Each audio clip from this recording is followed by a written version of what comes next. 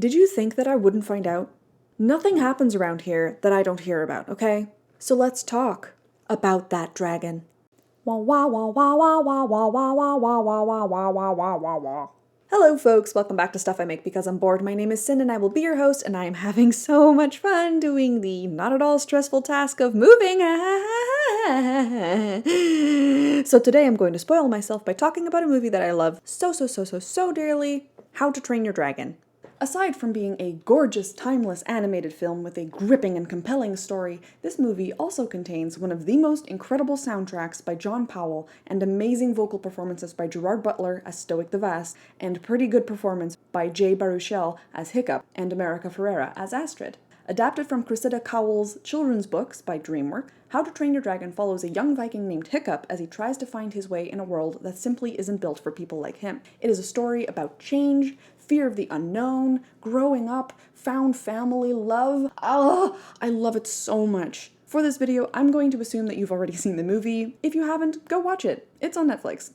I think. I'm pretty sure. If you have seen it, go watch it again. I'll be here.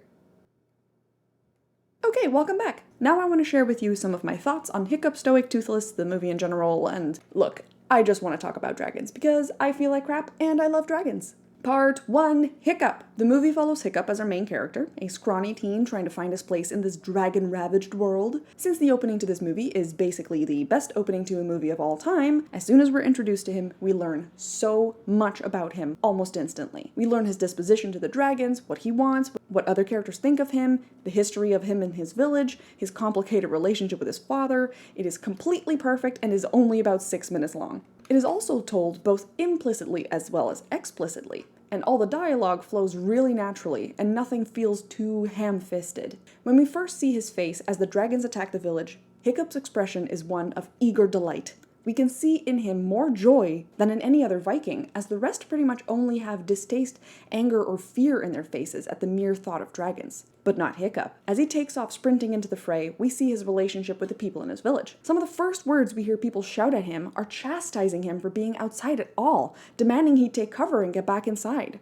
What are you doing here? Get inside! And of course, your first instinct on a first watch might be to think, well, the adults must have this rough demeanor towards all the teens. But a few shots later, we see that the other teens not only don't get this treatment, they're actively recruited in order to help fight dragons. In the same intro scene, remember we already learned all of this and it's like 3 minutes into the movie, we get some back and forth with Hiccup and Gobber, the blacksmith, whom Hiccup has helped since he was little. If you ever want to get out there to fight dragons, you need to stop all this. But you just pointed to all of me. From their rapid conversation, we learn that Hiccup just wants to get a chance to prove himself to his people, but that he's simply not physically strong or dexterous enough to do that in a way that would be recognized by his people. We also learn that Hiccup has the brains to try and circumvent this through the use of various inventions. And by Gobber's reaction to this, we see that he has never successfully used one before. For the majority of Hiccup's life, he's been considered a hindrance at best and a liability at worst. And even though he messes up and causes damage, all he wants to do is be accepted by his people. He just wants to be a part of them, to be treated as an equal. To top it all off, the last piece of this puzzle is that his father is the chief of the tribe, a real Viking's Viking, a huge, powerful, intimidating, beat a dragon to death with his bare fists kind of guy. The perfect opposite of Hiccup.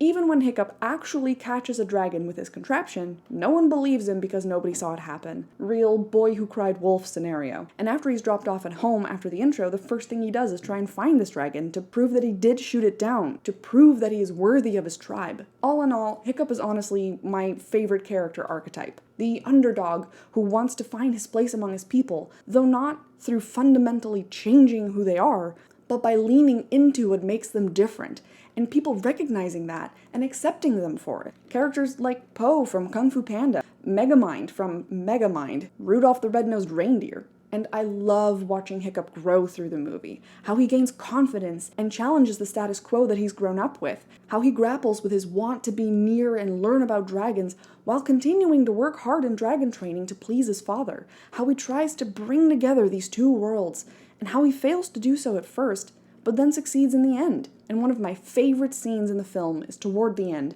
after his father takes Toothless and goes to attack the dragon's nest without listening to Hiccup about what lives there. I will get to that. When Hiccup flies in with the other teens, barking orders and playing to everybody's strengths, we see that he's really not that different from his father at all. He holds the same leadership capabilities, and he always had.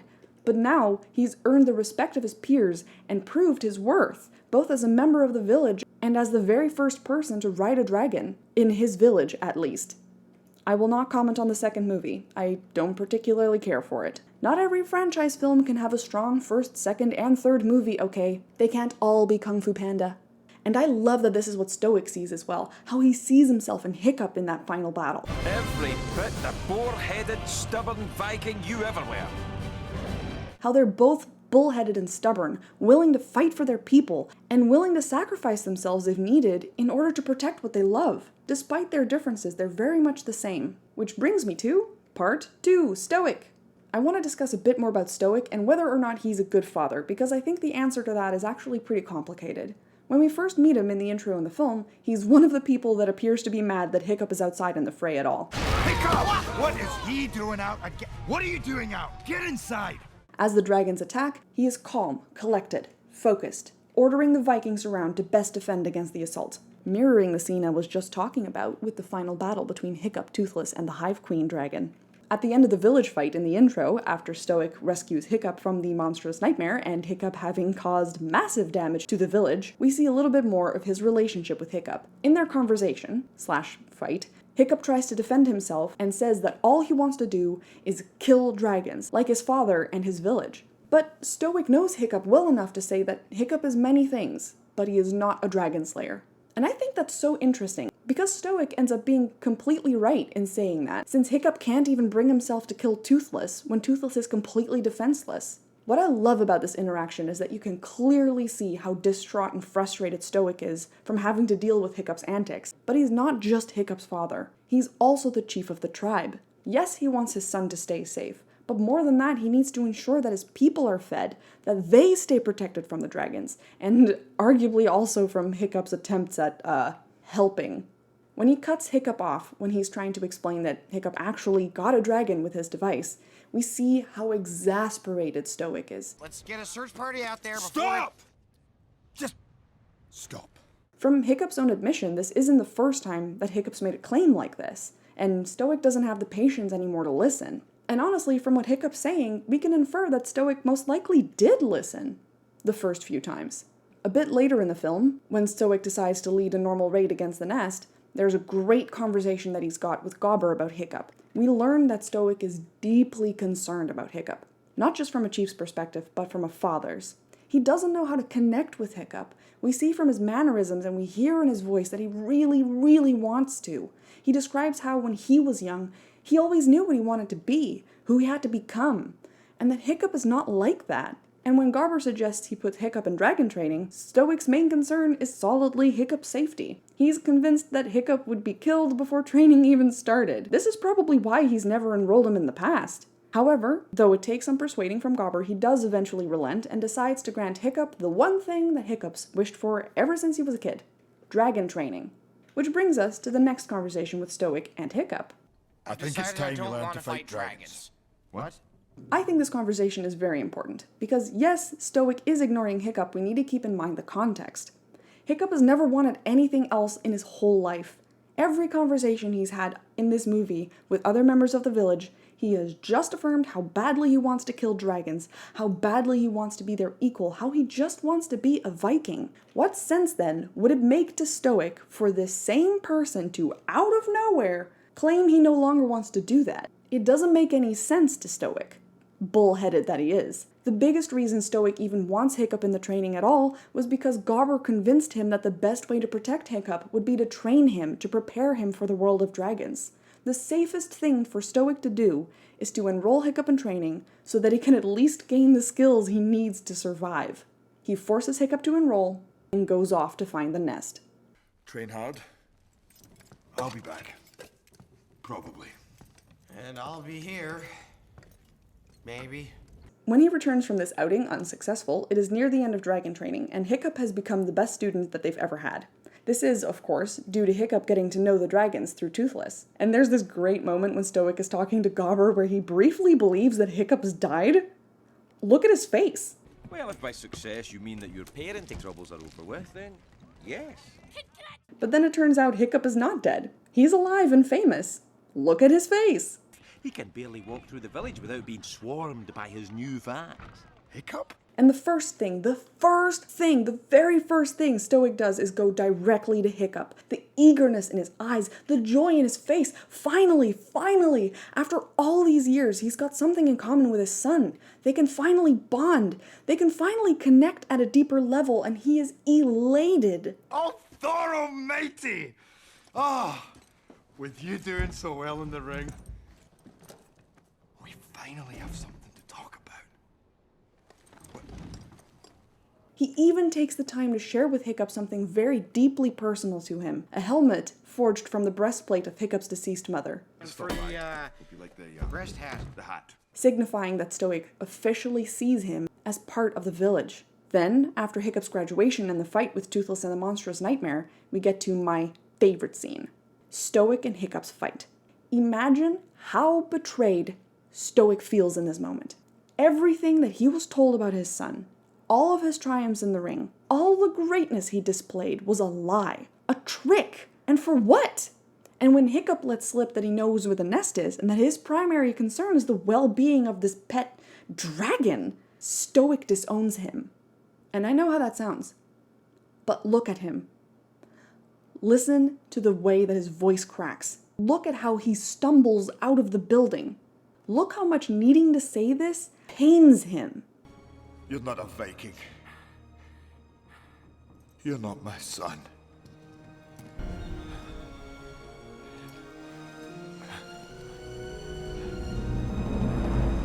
Even when Stoic is on the ship, on the way to the nest, with Toothless this time, and he catches sight of Hiccup watching them leave, he stays resolute. End of the day, finding the nest and eliminating it is what will bring about the greatest net good. Then, at the actual final battle, I was a fool. look at how he talks to Hiccup after he rescues Toothless. The first words out of his mouth are an apology. Hiccup! I'm sorry. For everything. Now he can completely recognize himself in Hiccup, and he lets him go fight the battle as only Hiccup can. And he asserts how proud he is of Hiccup. I'm proud to call you my son. Thanks, Dad. And of course, after the battle is over, look how relieved he is to find that Toothless brought Hiccup back alive. He's alive! You brought him back alive! So, is Stoic a good father? It's a complicated yes from me, but I think it can be boiled down to this.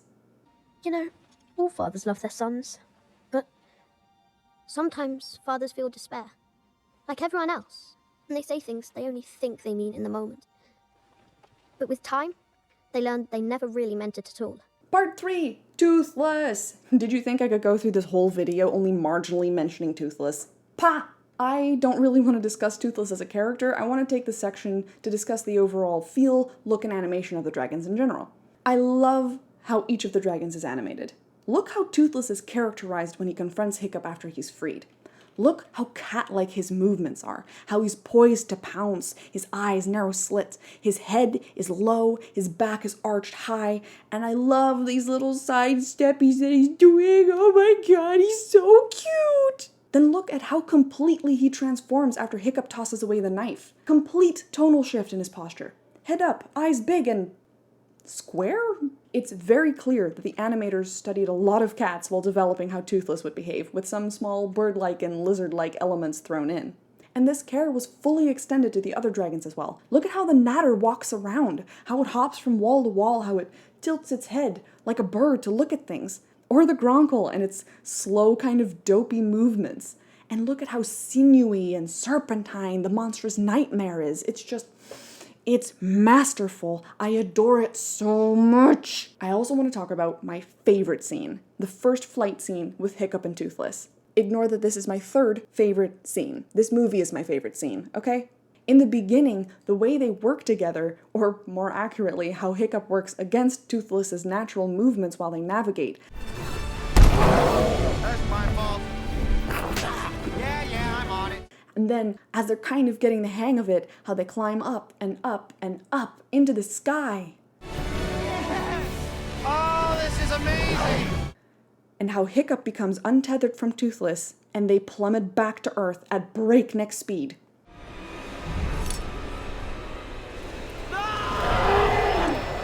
How Toothless has no idea what to do, how to fix this, the panicked look in his eyes whenever we get a glimpse of his face, how narrowly Hiccup manages to slip back into the saddle, how Toothless stabilizes himself and throws his wings wide in an attempt to slow them down, how the wind screams past them, how Hiccup ditches his cheat sheet, and how suddenly, like a well-oiled machine, they click and blast through the rocks, dodging and weaving and dodging, doing barrel rolls and rapid maneuvers, perfectly drift compatible, before rocketing out of the stone pillars and into the open air once again, having narrowly escaped certain death.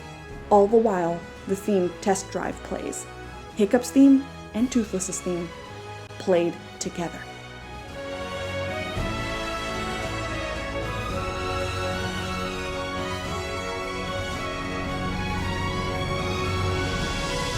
It is masterful! Watch Sideways' video to learn more. It is amazing and I love all of his work. The power that the scene has, the raw emotion, the exhilaration, it's amazing! I get goosebumps every time! I love this movie so much!